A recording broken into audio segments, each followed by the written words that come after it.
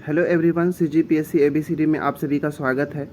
इस वीडियो के अंदर हम रीजनिंग एबिलिटी या फिर कह लीजिए मानसिक योग्यता के प्रश्नों को हम देखेंगे। ठीक है, इस वीडियो के अंदर मैंने 10 MCQ लाया है। ठीक है, इस MCQ को पहले वीडियो पॉज करके आपको खुद बनाना है और बताना है कि 10 में से आपका कितना सही हो रहा है। ठीक है, यहाँ पे जो 10 प्रश्न होंगे ये 10 जो होंगे अलग अलग टॉपिक से होंगे। ठीक है, 10 जो हैं अलग अलग टॉपिक से होंगे। तो जब भी मैं ये 10 प्रश्न का सॉल्यूशन बताऊं तो अगर आपसे कोई भी टॉपिक नहीं बन रहा हो तो उसको सॉल्व कैसे करना है वो आपको क्या करना है, देखना है। ठीक है, क्योंकि ये 10 टॉपिक को आप देखेंगे तो आपको एग्ज़ाम में जाने से पहले एक बार माइंड में ज़रूर क्लिक करेगा कि ऐसे जो प्रश्न आएंगे तो इसको हमको इस तरह का सॉल्यूशन करना है, इस तरह से हल करना है। ठीक है, तो चलिए लेट ना करते हुए हम अपना वीडियो की शुरुआत करते हैं और पहला प्रश्न की ओर बढ़ते हैं। ठीक है, तो पहला प्रश्न, ठीक है, पहला प्रश्न है ये जो है कथन निष्कर्ष, मतलब ये न्याय निगमन से संबंधित है।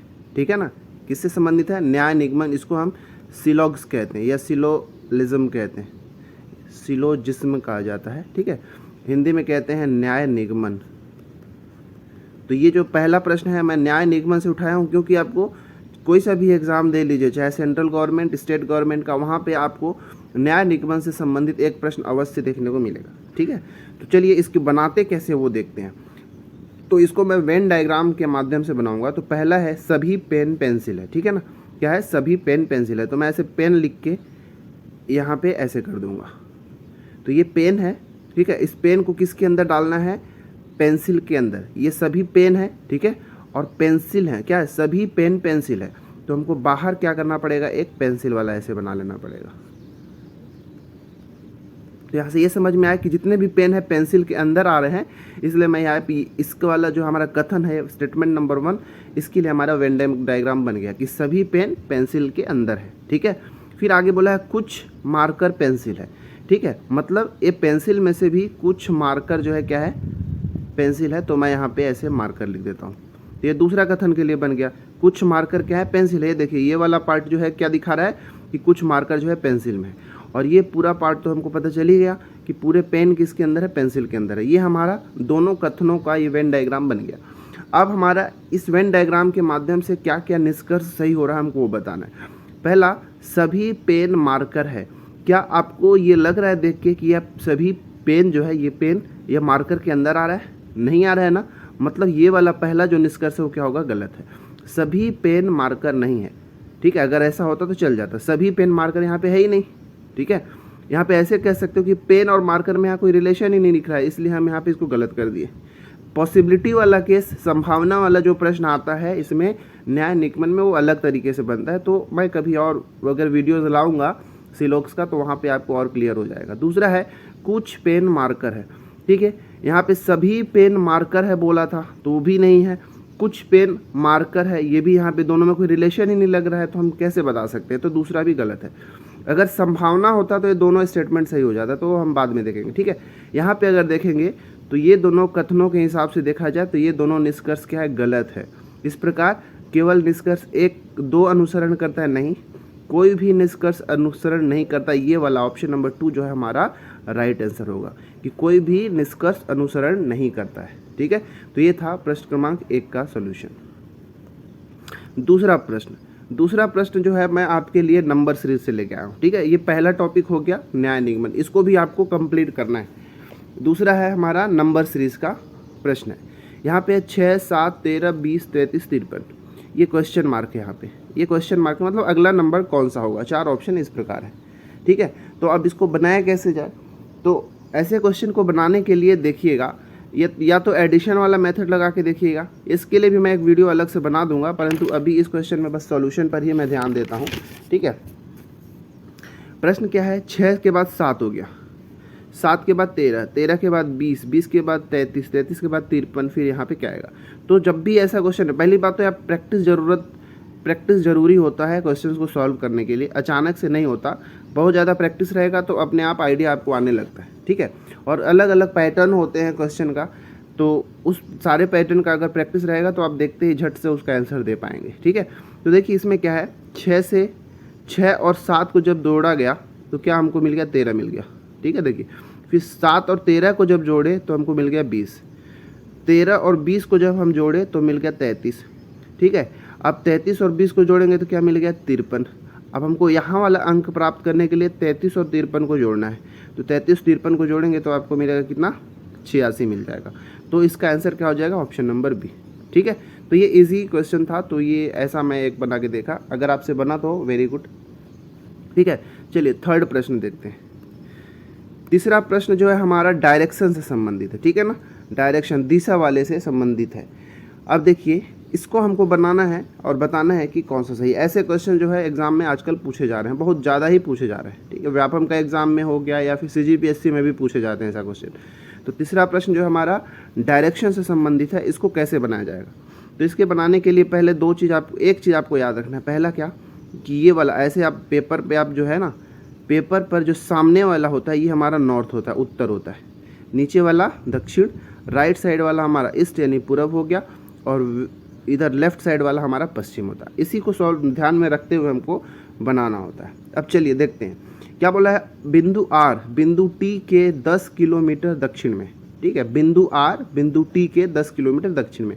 तो हम क्या करते हैं, इसको हम ऐसे चुपचाप पहले एक लाइन खींच के ऐसे रख दो, ठीक है, ऐसे कर दिए, ठीक है। ये वाला किससे तुलना, किससे कंपेयर बोल रहा है भाई, बिंदु R बिंदु T के, ठीक है, T से बात कर रहा है, T के 10 किलोमीटर दक्षिण में। तो ये वाला पॉइंट जो है इसको मैं T दे रहा हूँ, ठीक है, ये पॉइंट T है। अब इसके दक्षिण में 10 किलोमीटर दक्षिण में कौन सा है, R है। तो ये उत्तर हो गया, ये दक्षिण हो गया नीचे वाला। तो ये वाला पार्ट जो है हमारा क्या हो गया, ये वाले को मैं R लिखता हूँ, ठीक है। तो R इससे 10 किलोमीटर दक्षिण में हम बना दिए, यहाँ पे 10 लिख देता हूँ। फिर आगे चलते हैं। बिंदु R बिंदु W के 13 किलोमीटर पश्चिम में। अब ये वाला क्या हमारा पश्चिम में होना चाहिए। तो पश्चिम में कब होगा, जब हमारा बिंदु W जो है कहाँ होगा, इधर साइड होगा, ठीक है। मतलब ये बिंदु W हमको इधर बनाना पड़ेगा। ये वाला बिंदु जो है किसके लिए होगा, W के लिए होगा। तभी तो W से पश्चिम में कौन सा मिलेगा, R मिलेगा, ठीक है। तो ये वाला हमारा W हो गया, ये R हो गया। अब देखिए ये R जो है, ये वाला पॉइंट R के लिए था, R W से पश्चिम में हो गया, क्योंकि ये नॉर्थ हो गया, ये साउथ, ये ईस्ट और ये वेस्ट, ठीक है। तो ये सब ध्यान से आपको बनाना। और कितना किलोमीटर था, तो 13 किलोमीटर था, ठीक है। अब आगे और बढ़ते हैं। बिंदु W बिंदु S के 16 किलोमीटर उत्तर में है। अब ये W को उत्तर में रखना है, ठीक है। तो ये उत्तर में रखने के लिए हमको ऐसा कुछ बनाना पड़ेगा, ठीक है। किसके बोला है भाई, तो ये S के मतलब W जो है बिंदु S के 16 किलोमीटर उत्तर में, मतलब ये वाला हमारा S होगा, ठीक है। और इससे 16 किलोमीटर उत्तर में W है, तो यहाँ पे हम 16 कर देंगे, ठीक है। याद रखिए इसके S के उत्तर में हो गया। अब आगे आते हैं। बिंदु G बिंदु S के 25 किलोमीटर पश्चिम में है। अब पश्चिम में बनाना है, S के पश्चिम में G को बनाना है, ठीक है, 25 किलोमीटर। तो आगे बढ़ाते हैं भाई ऐसे, ठीक है। ये S था, ये हमारा इधर G आ जाएगा, ठीक है। तो मैं इसको यहाँ पे G लिख देता हूँ। अब देखिए ये 25 किलोमीटर पर, तो अब ध्यान देने वाली बात ये है कि मैं यहीं पे क्यों नहीं छोड़ा, बड़ा मैं क्यों इसलिए बनाया, क्योंकि 13 किलोमीटर ये है, तो 13 किलोमीटर तो यहाँ पर ये भी होगा, ठीक है। तो ये टोटल यहाँ से यहाँ 25 किलोमीटर है। तो अगर ये 13 है तो वापस ये वाला हमारा कितना बचेगा, वो तो हमारा 12 किलोमीटर ही बचेगा, ठीक है। याद रखिएगा कितना बचेगा, 12 किलोमीटर। ये हो गया 12, यहाँ से लेके यहाँ तक 12 किलोमीटर, ठीक है, क्लियर है। अब आगे बढ़ते हैं। फिर बोला यदि बिंदु M बिंदु R के 21 किलोमीटर दक्षिण में है। बिंदु M जो है R के, तो देखिए R ये है, दक्षिण बोला है, मतलब यही वाला लाइन को आगे बढ़ा के बोला है। 16 तो ये था, तो ये वाला भी यहाँ पे 16 होगा। 21 बोला है तो आगे हमको खींचना पड़ेगा भाई। तो ये R से लेके यहाँ तक, ठीक है, बिंदु R से लेके M तक कितना था, 21 किलोमीटर बोला है। देखिए बिंदु M बिंदु R के 21 किलोमीटर दक्षिण में है, तो दक्षिण में हम बना लिए, टोटल कितना 21। तो ये वाला हमारा कितना 13 है, सॉरी ये 16 है यहाँ से यहाँ, तो ये कितना बच गया, 5 बच गया, क्लियर है। ये वाला पॉइंट G है, ये वाला पॉइंट हो गया M। अब आपसे पूछा गया है क्या कि तो बिंदु G बिंदु M से कितनी दूरी पर है, तो ये G है, ये M है, ठीक है। इसके बीच की दूरी को आपसे पूछा गया, ये वाला दूरी को पूछा गया। तो अब इसको कैसे बताया जाए भाई, तो देखिए याद करिए यहाँ पे एक समकोण त्रिभुज है, ठीक है, राइट एंगल ट्रायंगल है, समकोण त्रिभुज है। तो समकोण त्रिभुज में ये वाला 90 अंश के सामने वाला कर्ण होता है, मतलब आपको कर्ण मतलब हाइपोटेनस पूछा है। तो ये फॉर्मूला पाइथागोरस का याद रखिए, एच स्क्वायर बराबर P square plus B square. H square क्या है? कर्ण होता है, ये लंब और ये आधार। एच ही निकालना है। तो देखिए पी कितना है, ये कोई भी एक पी मान लीजिए, एक तो ये 5 है, एक 12 है। तो चलिए ये 12 का स्क्वायर हो गया और ये 5 का स्क्वायर। 12 का स्क्वायर कितना होता है? 144 और 5 का स्क्वायर होता है 25। 144 और 25 को जोड़ेंगे तो मिलेगा 169। एच स्क्वायर कितना? 169। तो स्क्वायर हटाएंगे तो एच हो जाएगा रूट ओवर का 169। इसका वर्गमूल निकालेंगे तो मिलेगा 13। ठीक है, तो इस प्रकार हमारा जी बिंदु एम से कितना किलोमीटर? 13 किलोमीटर की दूरी है। तो 13 यहाँ पे ये दोनों में है। ठीक है, तो अब दो प्रश्न और, एक प्रश्न और पूछा है। ठीक है, एक तो 13 मिल गया, ये दोनों ऑप्शन हमारा गलत हो गया। आगे पूछा है बिंदु W बिंदु M से किस दिशा में है? तो M से किस दिशा में W पूछा है। तो M हमारा ये है भाई, ऐसा समझ लीजिए, ये M के लिए ये उत्तर, ये हो गया दक्षिण, ये हो गया पूरब और ये हो गया पश्चिम। अब ये W पूछा है, तो W देखिए उत्तर वाला और पूरब वाला के बीच में है, मतलब उत्तर पूर्व के बीच में आएगा। तो हमारा आंसर क्या हो जाएगा? उत्तर पूर्व, ये वाला 13 किलोमीटर और उत्तर पूर्व। तो ये गलत, ये वाला सही। ठीक है, तो ऑप्शन नंबर जो तीसरा है उसका आंसर डी होगा। तो ये डायरेक्शन वाला क्वेश्चन बहुत इंपॉर्टेंट होता है, एग्जाम में पूछा जाता है, व्यापम एग्जाम में। ठीक है, चलिए अब हम फोर्थ क्वेश्चन की ओर बढ़ते हैं।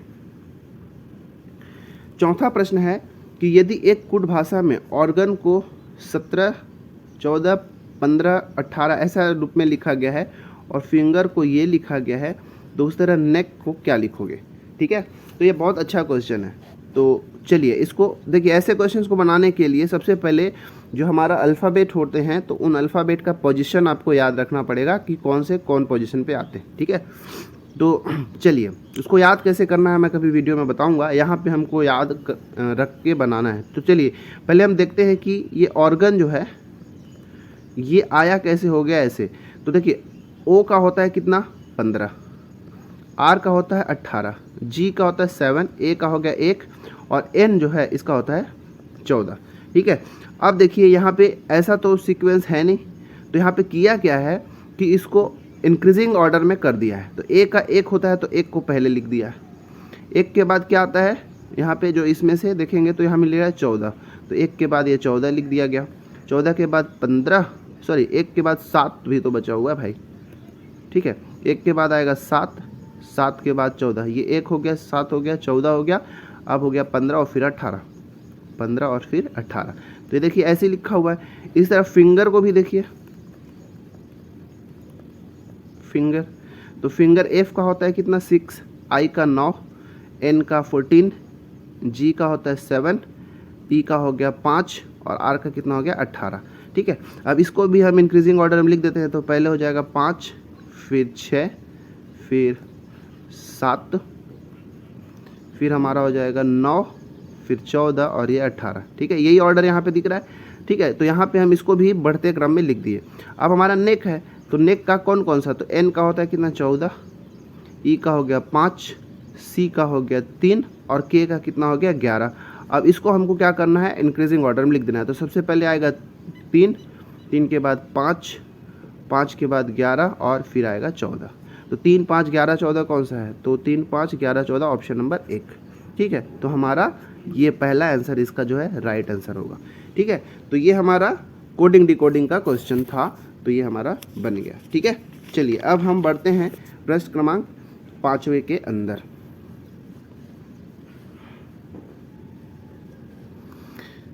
पांचवा प्रश्न, हाँ पांचवा प्रश्न जो है ये ब्लड रिलेशन का क्वेश्चन है। ठीक है, पांचवा प्रश्न ब्लड रिलेशन का क्वेश्चन है। क्वेश्चन है कि 6 व्यक्ति ए बी सी डी ई और एफ एक परिवार में हैं। ठीक है, सी बी का पिता है।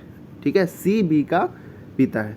आगे ए एफ की माता है, डी बी का पुत्र है, फिर ई बी की पत्नी है, एफ डी की बहन है। तो सी ई से किस प्रकार संबंधित है, ऐसा हमको पूछा है। अब देखिए इसको बनाने के लिए हम वेन डायग्राम का ही यूज़ करेंगे।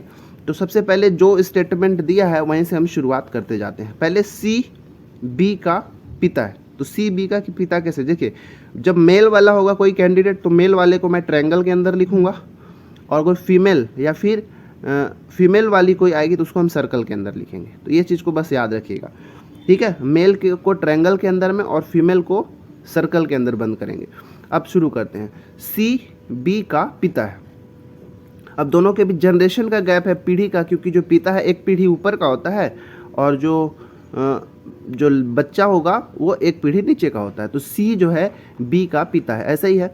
तो सी हम ऐसे बना दिए, पिता है सी, तो मैं ये मेल है तो इसको मैं ऐसे ट्रायंगल के अंदर बंद कर देता हूँ। बी का पिता है तो बी को मैं नीचे बनाऊंगा। अब बी यहाँ पे अभी कंफर्म नहीं हुआ है कि बी लड़का है कि लड़की है, ठीक है, तो अभी उसको मैं बी बस लिख के छोड़ देता हूँ। तो ये सी जो है बी का पिता हो गया। तो एक नीचे जनरेशन में, जब सेम जनरेशन के होते हैं तो अगल बगल में लिखते हैं, अलग अलग जनरेशन के होते हैं तो ऊपर नीचे लिखते हैं। तो सी बी का पिता है बन गया। अगला स्टेटमेंट है ए एफ की माता है। देखिए अभी यहाँ पे ए और एफ हमारा कुछ नहीं है, तो अभी वाले स्टेटमेंट को छोड़ के रखते हैं। जब भी ए और एफ कहीं पे यहाँ पे मिल जाएगा तो हम बना लेंगे। फिर बोला है डी बी का पुत्र है, ठीक है, डी बी का पुत्र है। अब इसके नीचे चलते हैं। ये बी का पुत्र कौन है? डी। तो ये नीचे हम डी बना देते हैं भाई, चलो ठीक है, डी बना दिए। डी जो है बी का पुत्र है। बी का अभी भी कंफर्म नहीं हुआ है कि बी लड़का है कि लड़की है। तो डी लेकिन पता चल गया कि ये क्या है? पुत्र है। किसका? बी का। तो पुत्र है तो इसको हम सर्कल के अंदर नहीं, ट्रायंगल के अंदर बंद करेंगे। बी जो है डी का पिता है बन गया यहाँ पे, ठीक है। डी बी का पुत्र है, डी बी का पुत्र है, या फिर ये भी कह सकते हो कि बी डी का पिता है। आगे चलते हैं। ई बी की पत्नी है। अब देखिए ई जो है बी की पत्नी है, मतलब ये लड़का होना चाहिए तभी तो इसकी पत्नी हो पाएगी। तो ये भी हम ट्रायंगल के अंदर इसको बंद कर देते हैं, ठीक है। ई जो है बी की पत्नी है। अब पत्नी है कौन? ई। तो ई को हमको कहाँ बनाना पड़ेगा? क्या बोला है? अच्छा, पूरा क्वेश्चन को समझना पड़ेगा। क्या बोला है? ई बी की पत्नी की सास है। ये भी है भाई, ये भी याद रखिएगा, पूरा स्टेटमेंट को ध्यान देना है। ई बी की पत्नी की सास है। तो ये बी की पत्नी कब होगी? जब ये मेल होगा, लड़का होगा। तो इसको लड़का तो हम बना दें यहाँ पे। इसकी पत्नी की बात किया है भाई, तो इसकी पत्नी के बारे अभी में तो हमको पता नहीं है, तो मैं इसकी पत्नी के लिए भी एक सर्कल बना के रख देता हूँ, ठीक है। इस दोनों के बीच में एक लाइन खींच देता हूँ, 2 लाइन खींच देता हूँ, ताकि ये पता, जब एक लाइन खींचूंगा तो समझ लीजिएगा कि एक ही तरफ के रिश्ते का है, ठीक है, मतलब भाई बहन हो सकते हैं। लेकिन 2 लाइन खींच देता हूँ, समझ लीजिएगा वो हस्बैंड वाइफ की बात है, ठीक है। तो अब क्या बोला था? ई बी की पत्नी की सास है। ये बी की पत्नी ये हो गई, ठीक है, और इसकी सास बनाना है, मतलब बी के जो पिताजी हैं इनकी वाइफ को बनाना पड़ेगा, ठीक है। तो ऐसे हम बना देते हैं। हाँ, अब ई बोला था ना, ई बी की पत्नी की सास है, तो ये वाला मतलब कंफर्म ई है, ठीक है। तो ई बन गया। अब आगे देख लेते हैं। एफ डी की बहन है। एफ कौन सा है? डी की बहन है। तो डी की बहन है तो मैं एक सिंगल लाइन के साथ दिखाऊंगा, और एफ क्या है? बहन है, तो उसको एक सर्कल के अंदर दिखाऊंगा। तो ये दोनों भाई बहन 2 लाइन ऐसे खींच दोगे तो पत्नी को रिप्रेजेंट करेगा, ठीक है। तो एफ डी की बहन है बन गया। अब पूछ दिया है आपसे कि सी इससे किस प्रकार संबंधित है। तो देखिए सी और ई दोनों के बीच में मैं डबल लाइन खींचाऊँ, क्योंकि अच्छा यहाँ पे 6 लोग थे, A B C D E F, तो ए यहाँ पे नहीं है, तो यहाँ पे हम ए बैठा देते हैं। तो यहाँ से हमको 6 लोगों का, पूरा सदस्य लोगों का एक परिवार बन गया। अब यहाँ से हम आसानी से बता सकते हैं कि कौन क्या है, ठीक है। तो देखिए पहली बात, क्या अगर देखना है तो ऐसे फटाफट बता देता हूँ। जैसे ये दोनों भाई बहन हैं, इसका बेटा ये है तो इसकी बहन होगी, तो मतलब एफ के भी पिता कौन हो गए? बी हो गया। बी की वाइफ ए है तो डी कौन होगा भाई? तो ए का भी पुत्र हो जाएगा, और एफ भी क्या होगा? इसकी पुत्री हो जाएगी, ठीक है। अब ये सी जो है बी का क्या है? पिताजी है, तो मतलब ये सी जो होंगे ए का क्या होंगे? सास होंगे, सॉरी ससुर होंगे, ठीक है। और ये दोनों तो हस्बैंड वाइफ है। और ई क्या होगा? बी की माताजी होंगी और ए की सासू माँ होंगी। तो ये पूरा हमारा यहाँ पे जो रिलेशन है इस्टेब्लिश हो गया है। अब यहाँ से हम बता सकते सी ई से किस प्रकार संबंधित है। देखिए सी जो है ई की क्या लगेंगे? पति लगेंगे। तो इसका आंसर क्या होगा? ऑप्शन नंबर 3 पति हो जाएगा। सी ई के क्या है? पति हो जाएंगे, ठीक है। तो ऐसे आपको बनाना है। अब चलिए 6वां प्रश्न देखते हैं, ठीक है। 6वां प्रश्न यहाँ पे देखते हैं कि ऐसा कुछ दिया है, तो बताना है ये क्वेश्चन मार्क, मतलब ये वाला इससे संबंधित है, तो ये इससे किस प्रकार संबंधित होंगे हमको वो बताना है, ठीक है। इसको मैं यहाँ थोड़ा शिफ्ट कर देता हूँ ऐसे, ठीक है। अब देखिए, अब इसको ध्यान से थोड़ा सा वीडियो को पॉज करके देखें और बताएं कि इसका आंसर क्या होगा। तो अगर इसको आप ध्यान से देखेंगे तो जो यहाँ पे पहले डॉलर था, ठीक है, सॉरी एंड का था सिंबल, तो ये एंड जो था वो कहाँ आ गया? यहाँ पे आ गया। यहाँ पे जो ऐसे डैश था वो डैश कहाँ आ गया? यहाँ पे आ गया। यहाँ पे डॉलर था, डॉलर कहाँ आ गया? यहाँ आ गया। तो अब ध्यान से अगर देखें तो ये मान लो ये पहला पोजीशन था, तो ये वाला हमारा यहाँ पर आ गया।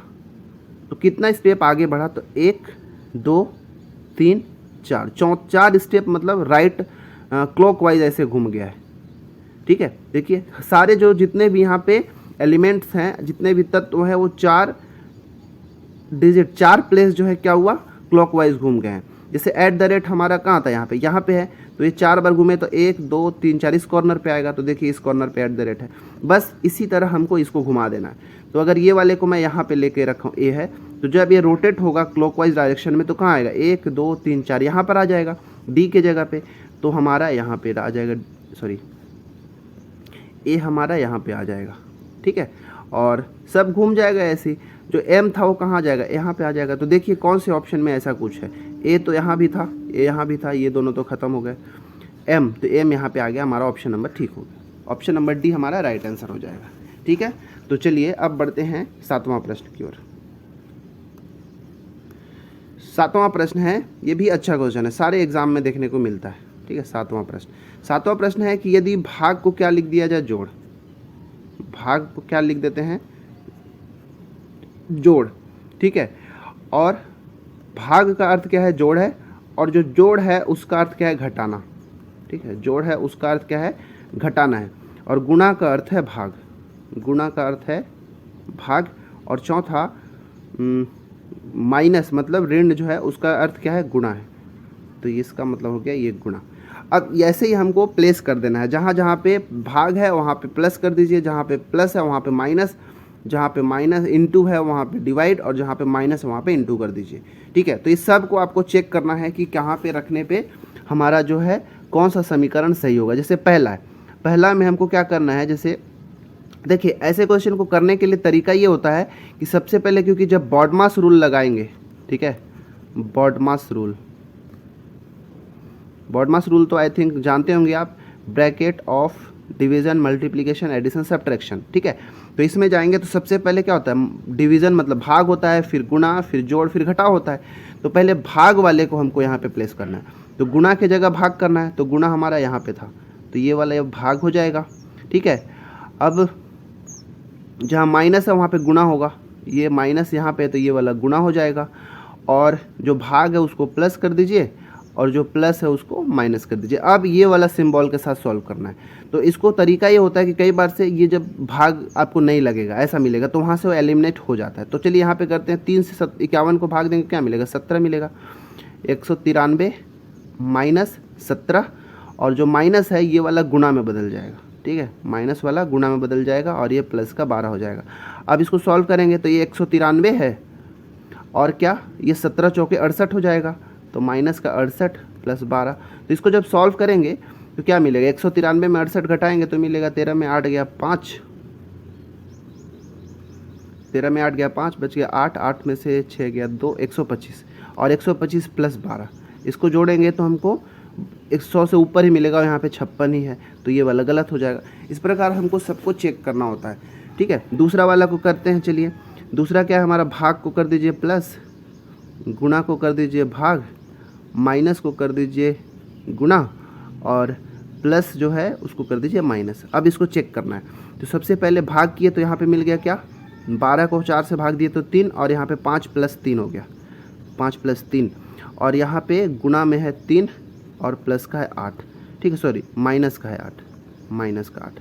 अब इसको सॉल्व करें, 3 3 9, 9 5 14, और 14 में 8 घटाएंगे तो क्या मिलेगा, 6 मिलेगा, 5 नहीं मिलेगा, तो ये गलत हो जाएगा। अब तीसरा वाले को चेक करेंगे तो फिर से देखिए, गुणा की जगह ये वाला भाग हो जाएगा, जो भाग है उसके जगह प्लस कर दीजिए, माइनस की जगह हो जाएगा गुणा, और प्लस की जगह हो जाएगा माइनस। ठीक है, अब चेक करते हैं। तो पहले भाग, 121 को 3 से आप भाग देंगे तो 3 3 9, 3 7 21, 37 आएगा। ठीक है, फिर हमको क्या करना, ये 37 हो गया, इसके बाद इंटू 3, सॉरी ये तो भाग लग गया, तो यह हो गया हमारा प्लस का, ठीक है, प्लस हो गया ये 15। अब देखिए प्लस 15, ये इंटू में 34 है, ये 34 इंटू हो गया, और ये माइनस का 21। इसको सॉल्व करेंगे, अब गुणा वाला होगा तो हो जाएगा 37 प्लस 15, और 34 का जब गुणा करेंगे तो आपको मिलेगा 510। ठीक है, और माइनस का 21। अब देखिए 21 में ये वाला यहाँ पे घटा देंगे तो आपको क्या मिलेगा, 16 मिलेगा। तो 510 और प्लस 16 मिल जाएगा, जोड़ देंगे तो मिलेगा 526। तो तीसरा आंसर हमारा सही आ रहा है यहाँ पे। ठीक है, चलिए 7 प्रश्न हो गए। कितना आपका अभी तक सही हुआ कमेंट में ज़रूर बताएं। 8वां प्रश्न देखते हैं। 8वां प्रश्न वेन डायग्राम से संबंधित है। यहाँ पे आपको संबंध बताना होता है। ठीक है, बताना है कि कौन सा जो है ये वाले जहाँ जो हमारे पास जो 4 ऑप्शंस दिए गए हैं, ये चारों ऑप्शन में हमको 3 अलग अलग ग्रुप दिया गया है। ठीक है, ठीक है, अलग अलग टाइप का एलिमेंट्स दिए गए। इस तीनों जो है कौन चारों में से इसमें फिट बैठते हैं। ठीक है, हमको ये बताना है। तो अगर ध्यान से देखें तो जैसे पहला नागरिक, अशिक्षित और अधिवक्ता, ये तीनों के तीनों मतलब देखेंगे। सबसे पहली बात क्या है, चाहे अशिक्षित हो या अधिवक्ता हो या लॉयर हो या फिर कोई इलिटरेट आदमी है, ये दोनों नागरिक के अंदर ही आएंगे। ठीक है, क्योंकि है तो ये लोग नागरिक ही। तो ये बाहर वाला जो ये सर्कल दिख रहा है आपको, ये नागरिक वाला या सिटीजन को प्रदर्शित करता है। ठीक है, नागरिक को। और अशिक्षित ये वाला एक गोला जो है, इसको हम अशिक्षित मान लेते हैं। ठीक है, अशिक्षित। और ये वाला जो है गोला वो अधिवक्ता। तो ये वाला पहला वाला ही कंडीशन हमारा सही होगा, पहला ऑप्शन। क्यों?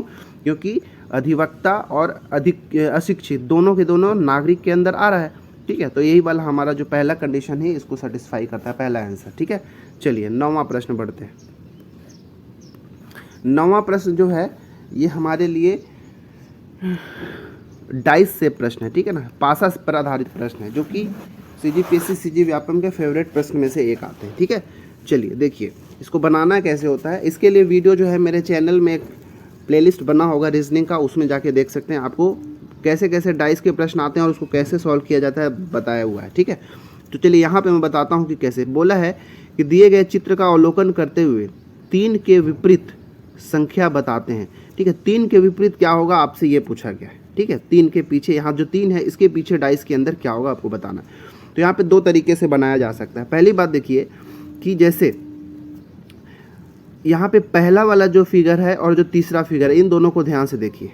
ठीक है, पहला और तीसरा, इसको मैं नंबरिंग करता हूँ 1 2 3। तो पहला और तीसरा को अगर देखेंगे तो इसमें 2 चीज़ कॉमन है। एक इसमें भी है तो एक इसमें भी है। ठीक है, 2 इसमें भी है तो 2 इसमें भी है। ठीक है, ये 3 में से 2 चीज़ जो है कॉमन है, 1 2 1 2। तो जो बाकी जो बच गया 3, ठीक है, और यहाँ पे बच गया 5। तो 3 और 5 ही एक दूसरे के विपरीत फलक पर होंगे। ठीक है ना, अगर 2 फिगर दिया गया है तो 3 कंडीशन तो दिख सकता है। तो 3 में से कोई 2 अगर सेम दिख रहा हो, ठीक है, सेम नंबर दिया है, तो जो तीसरा दोनों में बचा हुआ वो एक दूसरे के विपरीत होंगे। ठीक है, यहाँ पे 1 था 2 है, इसमें भी 1 है 2 है, और यहाँ पे 5, यहाँ पे 3 है। तो जो अलग अलग नंबर हैं वो दोनों ही क्या होंगे, एक दूसरे के विपरीत। तो 3 के विपरीत पासे पर क्या होगा, 5 हो जाएगा। ठीक है, याद रहेगा। तो ये ऐसे बनाएंगे। पहला और दूसरा का भी नहीं, पहला और दूसरा में ये दोनों का यूज़ करके हम नहीं बना सकते, क्योंकि इसमें सभी अलग अलग है, इसमें भी अलग अलग। कॉमन वाला यहाँ पे फलक दिख नहीं रहा है। ये दोनों का हालांकि हाँ, दूसरा और तीसरा का यूज़ करके हम बना सकते हैं। ठीक है, इसमें देखिए एक बस कॉमन मिल रहा है। जो पहला हम तरीका देखें, पहला और तीसरा से, इसमें 2 कॉमन वाला है। तो जब 2 कॉमन है तो जो तीसरा है बच गया, दोनों वो एक दूसरे के विपरीत में होते हैं। अब दूसरा और तीसरा फिगर का यूज़ करके कैसे बनाएंगे, जब एक कॉमन होगा तब। तो देखिएगा कॉमन वाला पार्ट क्या है, 5 यहाँ भी है 5 यहाँ भी है। तो इसको एंटी क्लॉकवाइज या क्लॉकवाइज डायरेक्शन में लिखना शुरू कर दीजिए। तो मैं क्लॉकवाइज यूज़ करता हूँ। सबसे पहले 5 आया, 5 के क्लॉकवाइज में जाएंगे तो फिर आएगा 4, फिर आगे जाएंगे तो ये मिलेगा 6। अब यहाँ पर भी देखिए 5 है तो 5 को 5 के सामने ही लिख दीजिए। 5 के बाद आया 1 और 1 के बाद आ गया 2। अब देखिए ऐसा जब भी बन गया तो अब इसमें जो 6 के सामने आ गया वो एक दूसरे के विपरीत होगा, मतलब 6 और 2 एक दूसरे के विपरीत फलक पर होंगे। इसी तरह जो 4 और 1 है वो एक दूसरे के विपरीत फलक पे होंगे। और यहाँ पे 5, यहाँ पे 6 में से, क्योंकि पासे में 6 अंक होते हैं, ठीक है, 6 अलग अलग फेस में, तो 5 तो यहाँ पे मिल गया। अब यहाँ पे 3 ही बचा हुआ है। ठीक है, 3 ही बचा हुआ है, क्योंकि 1 2 4 5 6 तो हो गया, 3 बचा था। अब यहाँ पे आप ये अनुमान लगा सकते हैं क्या, कि 5 और 3 एक दूसरे के विपरीत फलक होगा। हमको 3 के पीछे का पूछा है तो 5 आंसर हो जाएगा। तो 2 तरीके से हम इसको सॉल्व किए। ठीक है ना, तो चलिए इसको ऐसे ही बनाना है, ध्यान रखिएगा, माइंड में रखिएगा ये। ठीक है, ये प्रश्न क्रमांक हमारा 9 हो गया। अब आज का हमारा 10वां प्रश्न देखते हैं कि कितने लोग का 10 में 10 कितने लोगों का सही होता है, कमेंट में ज़रूर बताएं। अगर 10 में 10 सही होता है तो आपकी तैयारी ठीक ठाक है। ठीक है, अब यहाँ पे क्वेश्चन है, हमको ये बताना है। यहाँ पे देखिए दिया हुआ सारे नंबर दिए गए, यहाँ पे इसको आपको क्वेश्चन मार्क दे दिया, यहाँ पर क्या होगा आपको वो बताना है। ठीक है, तो इसको वीडियो को पॉज करके ज़रूर बनाने की कोशिश करें। ठीक है, तब जाके सॉल्यूशन देखें कि इसका क्या होगा। तो इसका सॉल्यूशन कैसे है, ये कैसे आया हुआ वो देखिए। तो ये 17 और 7, ठीक है, पहले इस वाले हम दोनों में पैटर्न को पकड़ते हैं, तब तीसरा अपने आप बन जाएगा। तो 17 में 7 घटाइए। ठीक है, 17 में 7 घटाएंगे तो क्या मिलेगा 10। ठीक है, तो 10 का स्क्वायर प्लस 7 में 5 घटाइए ये दोनों को। ठीक है, 17 में 7 घटाया 10, 10 का स्क्वायर करना है। 7 में 5 घटाया तो मिला 2, 2 का स्क्वायर कर दीजिए। तो 10 का स्क्वायर होता है 100 और 2 का स्क्वायर होता है 4, 100 प्लस 4 हो गया 104। तो इसका 104 कैसे आया हमको समझ में आ गया।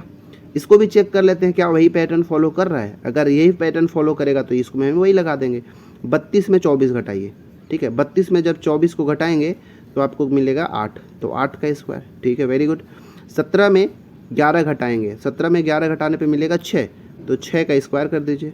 तो 8 का स्क्वायर हो गया 64, 6 का स्क्वायर हो गया 36, और 64 और 37 क्या होता है 100। तो ये हमारा आंसर क्या हो जाएगा यहाँ पे 100। ठीक है, अब बात आएगा हमारा, अब दोनों में सेम कंडीशन फॉलो हो रहा है तो अब ये वाले में भी वही लगेगा। तो 52 में 4 घटाना है और 57 में 49 और उसका स्क्वायर करके जोड़ देना है। तो 52 में जब 48 घटाएंगे तो मिलेगा 4, तो 4 का स्क्वायर प्लस 57 में जब 9 घटाएंगे तो मिलेगा 8। ठीक है, 8 का स्क्वायर। तो ये हो जाएगा 4 का स्क्वायर 16, 8 का स्क्वायर 64, जब जोड़ देंगे तो 80 मिलेगा। ठीक है, तो अब देखिए हमारा ऑप्शन नंबर 2 में 80 दिया हुआ है। इस प्रकार हम ये वाले क्वेश्चन को भी सॉल्व कर लिए। ठीक है, तो ये था आज का हमारा रीजनिंग का 10 महत्वपूर्ण MCQ, जो कि बिल्कुल अलग अलग टॉपिक से थे। और ये 10 टॉपिक को कैसे बनाना होता है मैं आपको एक ओवरव्यू दे चुका हूँ। ठीक है, तो चलिए आप अपनी तैयारी को बरकरार रखें। आपका 10 में से कितना सही हुआ है आप कमेंट में ज़रूर बताएं। वीडियो अच्छा लगता है तो लाइक ज़रूर करें, शेयर करें, और हाँ कमेंट एक बार ज़रूर किया करिए कि किसका कितना सही हो रहा है। ठीक है, क्योंकि कमेंट जब करते हैं और आपका जब 10 में से मान लो 7-8 सही होता है तब लगता है कि नहीं भाई जो हमारा फैमिली है उन सब की तैयारी बहुत अच्छे से चल रही है। इसलिए लाइक जितने लोग देखते हैं वीडियो को एक बार ज़रूर लाइक करें, कमेंट भी ज़रूर करें। अगर कोई टॉपिक पे आपके लिए वीडियो बनाना होता है तो उसके लिए भी आप कमेंट कर सकते हैं कि सर इस वाले टॉपिक पे आप वीडियो बना दीजिए, तो मैं वो भी कर दूंगा। ठीक है ना, तो चलिए मिलते हैं अगले वीडियो में। इस वीडियो के लिए बस इतना ही 10 क्वेश्चन, आगे मिलेंगे, तब तक के लिए धन्यवाद।